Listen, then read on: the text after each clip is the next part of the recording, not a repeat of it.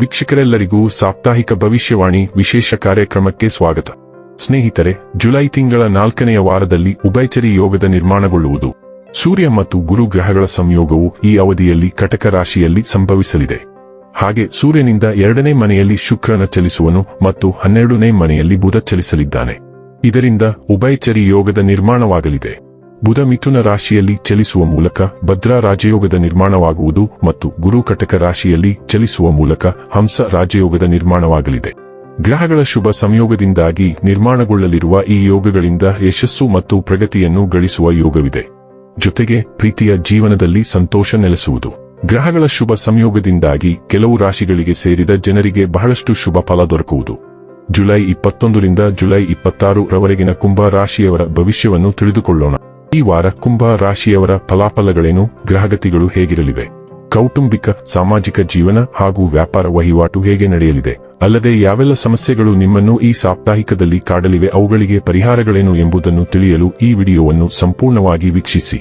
ನೀವಿನ್ನೂ ನಮ್ಮ channel subscribe ಮಾಡದೇ ಇದ್ದರೆ ಕೂಡಲೇ ನಮ್ಮ ಚಾನೆಲ್ ಸಬ್ಸ್ಕ್ರೈಬ್ ಮಾಡಿ. ಹೆಚ್ಚಿನ ವಿಡಿಯೋ ಅಪ್ಡೇಟ್ಗಾಗಿ ಪಕ್ಕದ ಬೆಲ್ ಐಕಾನ್ ಬಟನ್ ಕ್ಲಿಕ್ ಮಾಡಿ.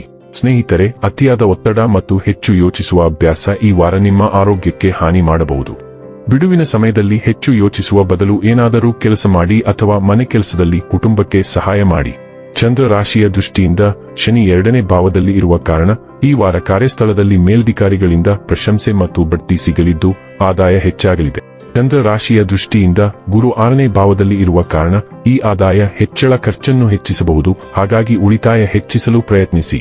ಹೊಸ ಯೋಜನೆಗಳನ್ನು ಪ್ರಾರಂಭಿಸಲು ಹೆತ್ತವರ ವಿಶ್ವಾಸ ಗಳಿಸಿ ಮತ್ತು ಯೋಜನೆಯ ಬಗ್ಗೆ ಅವರಿಗೆ ಎಲ್ಲವನ್ನೂ ತಿಳಿಸಿ ಅಭಿಪ್ರಾಯ ಪಡೆಯಿರಿ.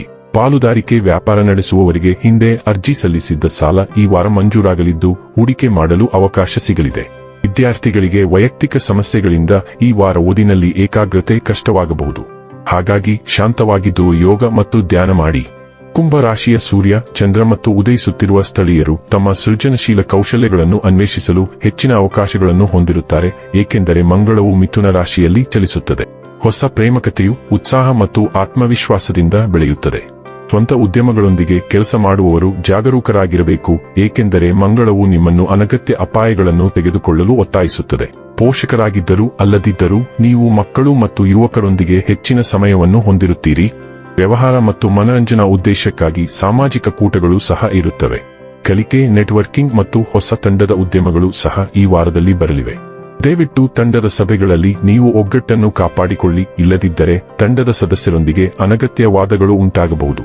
ಬುಧನು ತನ್ನ ನೇರ ಚಲನೆಯನ್ನು ಪ್ರಾರಂಭಿಸಿರುವುದರಿಂದ ಕೆಲಸದಲ್ಲಿ ಬಾಕಿ ಇರುವ ನಿಮ್ಮ ಯೋಜನೆಗಳು ಮುಂದುವರಿಯುತ್ತವೆ.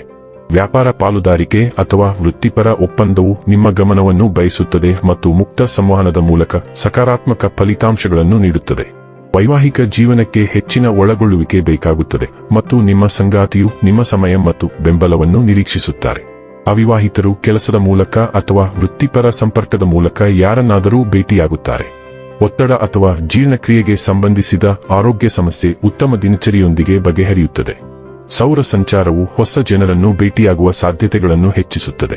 ಹೊಸ ಜನರೊಂದಿಗೆ ಸಮಸ್ಯೆಗಳ ಸಾಧ್ಯತೆ ಇರುವುದರಿಂದ ದಯವಿಟ್ಟು ಎಲ್ಲಾ ರೀತಿಯ ಅನಗತ್ಯ ವಾದಗಳಿಂದ ದೂರವಿರಿ. ಶುಕ್ರನು ದುರ್ಬಲಗೊಂಡಿರುವುದರಿಂದ ಹಣಕಾಸಿನ ವಿಷಯಗಳಿಗೆ ಸಂಬಂಧಿಸಿದಂತೆ ಕಾಳಜಿಯನ್ನು ತರುತ್ತಾನೆ. ಹಂಚಿಕೆಯ ಹಣಕಾಸು, ವಿಮಾ ವಿಷಯಗಳು, ಸಾಲಗಳು, ತೆರಿಗೆಗಳು ಅಥವಾ ಆನುವಂಶಿಕತೆಗೆ ಸಂಬಂಧಿಸಿದ ಚರ್ಚೆಗಳು ಸ್ಪಷ್ಟ ನಿರ್ಧಾರದತ್ತ ಸಾಗುತ್ತವೆ.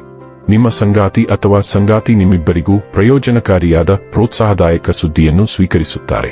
ಮರೆತು ಹೋದ ಪಾವತಿ ಅಥವಾ ಹಣಕಾಸಿನ ಇತ್ಯರ್ಥವು ಬರುತ್ತದೆ ಮತ್ತು ಇತ್ತೀಚಿನ ಹೊರೆಯನ್ನು ಕಡಿಮೆ ಮಾಡುತ್ತದೆ.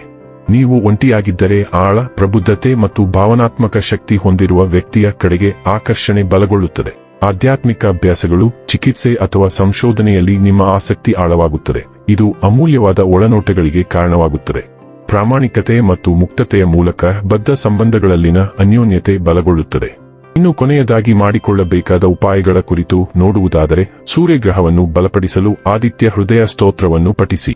ವೀಕ್ಷಕರೇ, ಇದಾಗಿತ್ತು ಕುಂಭ ರಾಶಿಯ ಜಾತಕದವರ ಜುಲೈ 21ರಿಂದ ಜುಲೈ 26 ರವರೆಗಿನ ಫಲದ ಮಾಹಿತಿ ಇಷ್ಟವಾದರೆ ವಿಡಿಯೋವನ್ನು ಲೈಕ್ ಮತ್ತು ಶೇರ್ ಮಾಡಿ. ಹಾಗೆ ಚಾನೆಲ್ ಸಬ್ಸ್ಕ್ರೈಬ್ ಮಾಡುವುದರ ಜೊತೆಗೆ ನಿರಂತರ ವಿಡಿಯೋ ಅಪ್ಡೇಟ್ಸ್ಗಳಿಗಾಗಿ ಪಕ್ಕದ ಬೆಲ್ ಐಕಾನ್ ಕ್ಲಿಕ್ ಮಾಡಿ.